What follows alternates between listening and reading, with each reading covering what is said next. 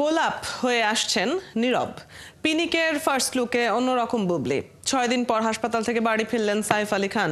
ভয়াবহ দাবানলের জেরে পেছাতে পারে গ্র্যামির আসর। এক নজরে দেখে নেব বিনোদন দুনিয়ার এমনই সব খবরাখবর আফান মিতুলের প্রতিবেদনে। নতুন সিনেমায় চুক্তিবদ্ধ হয়েছেন চিত্রনায়ক নীরব। সিনেমার নাম গোলাপ। এটি পরিচালনা করছেন শামসুল হুদা। নির্মাতার এটি প্রথম সিনেমা। গল্প, চিত্রনাট্য ও সংলাপ অনেক বিশ্বাসের। ছবিতে নীরবের চরিত্রের নাম গোলাপ। সম্প্রতি ছবিটির ফার্স্ট লুক পোস্টার প্রকাশ করা হয়েছে। সানবিট সব দিবে সামাল। সানবিট ম্যাজিক প্রেস ডিশওয়াশিং এর মাথা ঘোরানো সলিউশন। এতে একেবারে অ্যাকশন লুকে ধরা দিয়েছেন নীরব। থ্রিলার অ্যাকশন ঘরানার এই ছবিটির কাজ আগামী ফেব্রুয়ারির শেষের দিকে শুরু হবে।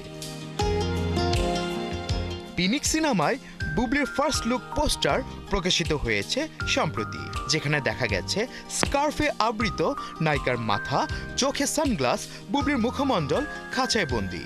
তার কাঁধ থেকে নিচের অংশ কালো পোশাকে ঢেকে রয়েছে, যার রহস্যময় আবহ তৈরি করেছে। পিনিকে বুবলির বিপরীতে অভিনয় করেছেন আদর আজাদ। কক্সবাজার ও রামুর বিভিন্ন এলাকায় এই সিনেমার শুটিং সম্পন্ন হয়েছে। ছবিটি পরিচালনা করেছেন Zahid Jewel. Psycho thriller action ঘরানার এই সিনেমাটি মুক্তি পাবে ঈদ উল ফিতরে। 6 দিন পর হাসপাতাল থেকে ছাড়া পেয়েছেন বলিউড অভিনেতা সাইফ আলী খান। মঙ্গলবার বিকেলে মুম্বাইয়ের লীলাবতী হাসপাতাল থেকে ছেড়ে দেওয়া হয়েছে তাকে।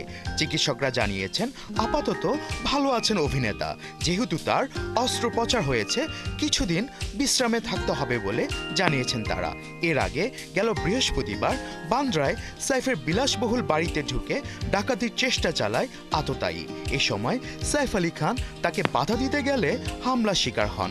রাত 2:30টার দিকে জখম সাইফকে অটোতে করে হাসপাতালে নিয়ে যায় তার বড় ছেলে।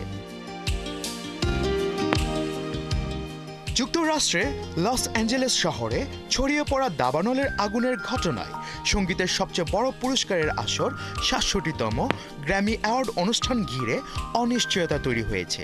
আগামী ২রা ফেব্রুয়ারি লস অ্যাঞ্জেলেসে গ্র্যামি অ্যাওয়ার্ডের আসর বসার দিন তারিখ নির্ধারণ করা হয়েছিল, কিন্তু দাবানল এখনও নিয়ন্ত্রণে না আসায় এবং ধ্বংসযজ্ঞ মাত্রা ছাড়িয়ে যাওয়ায় এই পুরস্কার অনুষ্ঠান আদৌ আয়োজন করা সম্ভব কিনা তা নিয়েও সংশয় প্রকাশ করেছে কর্তৃপক্ষ। আফান মিতুল, ৭১।